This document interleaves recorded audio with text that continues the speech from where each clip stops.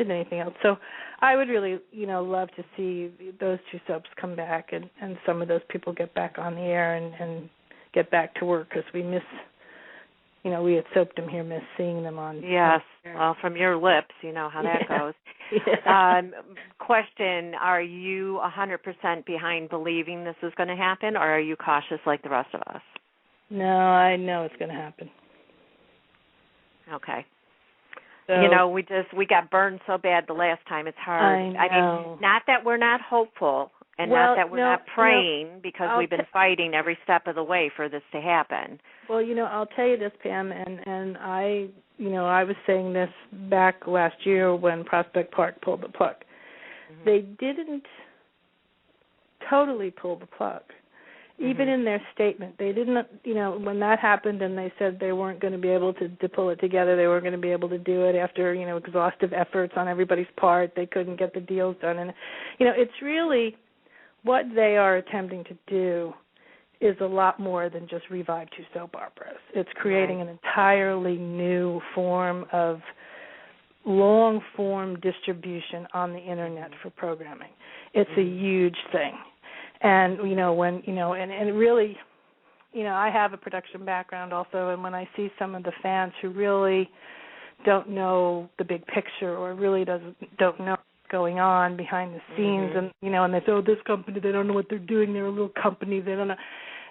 That's not true. They are a big production company. They have other very successful shows on the air. Yeah, like USA, right? Yes, and they do know what they're doing, but it just takes time. And what they did was underestimate the time they were going to need to pull it together. But that was the mistake. They underestimated. Right. But even when they pulled the plug last time, they never said they were abandoning it. They never said they were returning the rights to ABC. They said they were suspending their efforts. Now, that word suspending means we're putting it in abeyance. Putting on hold or inactive. Yeah, putting it on hold. And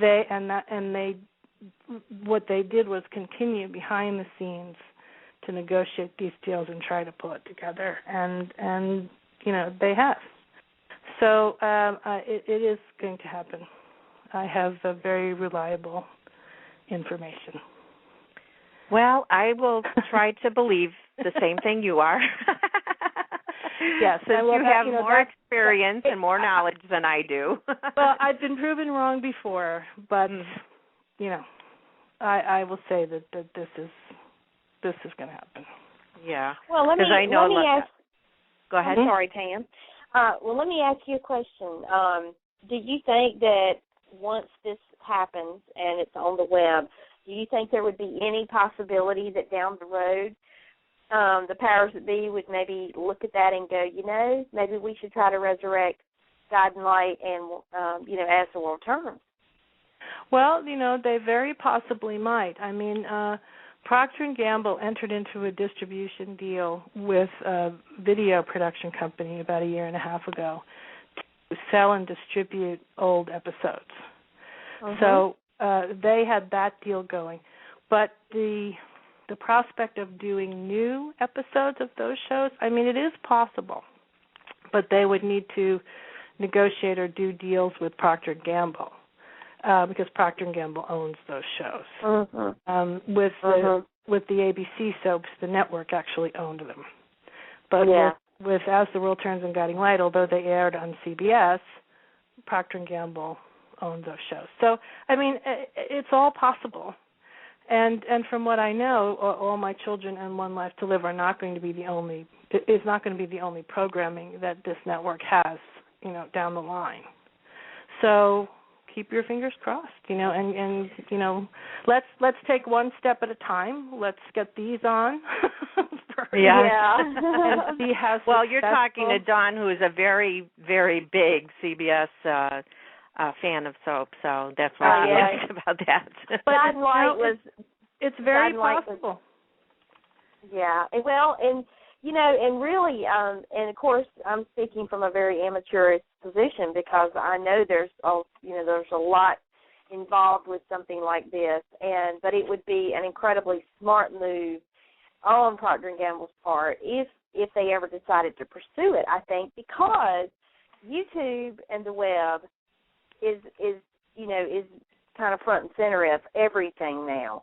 Even regular current television programming is on the web within 24 hours. Yep. So, it would be, I think, a lot less expensive way to produce, the shows that we love that are not on normal network television nowadays. And so I'm going to keep my fingers crossed that, maybe Procter & Gamble will sit up and take note and see how, All My Children and One Life to Live do.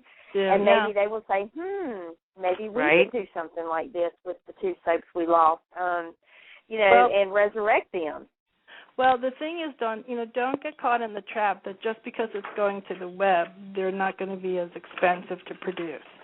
There are still writers involved. There are still production crews involved. There are still stages to rent and sets to build. And, it's for them to do what Prospect Park is going to do is actually have a long-form program. This is not a webisode like Venice the series or something which is like a 6 or 8 minute thing, and they go out for, a week and they shoot 10 episodes and then edit them and air them. This is doing a television, type program, just that it's going to be distributed on the Internet. So the cost involved, they may not be as substantial as doing it in broadcast, but there still are. Yeah, oh yeah. Well, no doubt. I mean, because, just by sheer magnitude of hiring all the actors back, or as many of them as possible for the two shows, that's not cheap in itself. So, well, it's very possible, but, even if they did bring them back, I mean, how would you feel if they brought them back, but they were the same but different, in that the stories were more current, or they were focusing on totally different characters, and some of the old veterans, we'd only see maybe once every month, or, and that stuff would evolve with the time, with the sentiment, and, they would still be As the World Turns and Guiding Light, but they would be new As the World Turns and Guiding Light. How would you feel about that, and would you still tune in to watch and still support the show? Yeah, I believe I would, especially if they were getting the same, if they got the actors back, or as many of them as possible, to do the show. But in truth, on the daytime, I can just speak from the Young and the Restless standpoint. I mean, Young and the Restless daytime today, a lot of the old familiar favorites that have been on there, some have gotten backburnered, and to make it, for the sake of making it relevant with today's time. So, as a Y&R fan, I'm already getting a big dose of that, and have been for a little while. So it's not anything that would be shocking to me. I would just be excited to see. But in doing a soap opera, having my soap opera business for a number of years, I mean, that's always been a very fine line that, the producers and the writers had to walk for soap operas, because, you want to feature the veteran stars and go and relate to the storylines that everyone's familiar with, but then to get new audiences, you need to bring in younger characters, and people. I remember people would complain a lot in the summer, because the summer was when kids were home from school. Right. They would start to bring in stories with the younger generations, and a lot of the older fans would complain about that. But the truth is, think back. When you started watching the show, you were probably in high school or grade school. Yeah, and the characters that interested you were characters who were also in high school or in grade school. And yet you followed those characters for 20 years, and now they are the, Victor Newmans of the world. Exactly, yeah. So what they're trying to do is the same thing, is to start a new generation of people coming in, falling in love with characters that they can most immediately relate to, and then watch those characters grow as they grow for the next 20 years. But for the older fans, it's like, oh, I don't care about these kids. Yeah. I know that's come out of my mouth a couple times. Maybe you'll have a new perspective on that. Yes. But it's a fine line, and to write these shows or produce these shows. And, I think that the writers do a really gargantuan job in trying to take all of that into account and please as many of the audiences, that they can. But they're not going to be able to please everybody. Right. It's just what happens. I used to call it the what did I used to call it? I forgot now what I used to call it. But there would be, fan factions. That's what I used to call it. Yeah. And there would be a fan faction that was, let's take All My Children. There was a fan faction who was an Erica and Jackson fan group. And they loved Erica with Jackson. But then Erica had an affair with Dr. Dave and Siddhar Azari. And then there were groups of fans that liked that couple. And those fans would argue to the death. Oh, yeah. And we still see that now. So you have these fan factions that develop and emerge. And when you're a writer writing the show, if you write the storyline one way, well, you're going to please the one group of fans. But if you're going to displease the other group of fans. Yeah, that's true. So, and then watch your timeline on Twitter. Yes. But it's an interesting conundrum, so. It is. Yeah, they just have to go with what they want to do as far as writers, and that's got to be one of the hardest jobs to have in that industry, especially in soaps.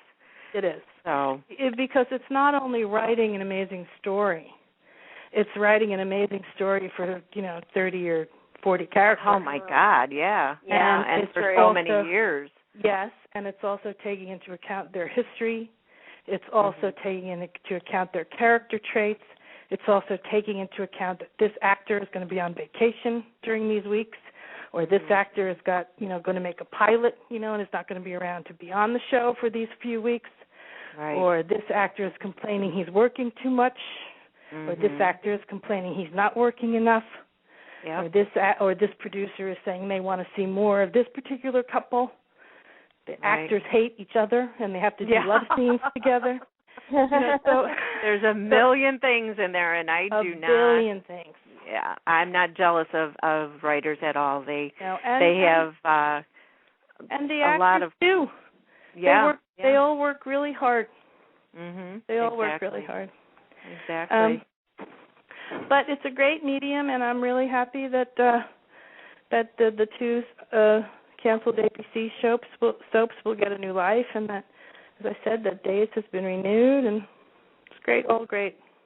Yeah, we'll just have to keep watching, and that's the only way you're going to keep a soap on is to keep watching, whether you're happy or not with a storyline or a character or a couple.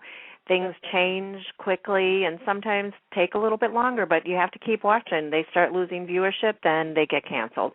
And then what do you have? Nothing. So keep watching. One of the things I say, too, is that, the Internet, which is a great medium, and it's a great medium to promote and market, can also, bite its nose to spite its face.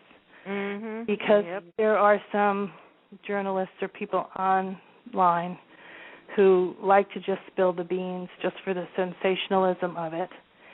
And what happens is when like there are some websites, and I don't know the exact URLs to these sites, but there are, in Canada, shows like Days of Our Lives and Young and the Restless air the day before they air here. Oh, yeah. And there are these ahead. Yes, and there are these websites that will post the entire episode, word for word. So why do we have to tune in and watch it? Yep. When that's true. When we already know what's going to happen. Yep. I never watch those, so just know that. I never watch a day ahead. I try not to watch any spoilers if at all possible because I want to wait and watch a full episode and be interested in it. Yeah. Well, it used to be back in the day, like when all our moms watched soaps, that you didn't know from day to day if they were going to kill off character or if someone was going to come back. That's true. The actors didn't know. Right. So actors would go to work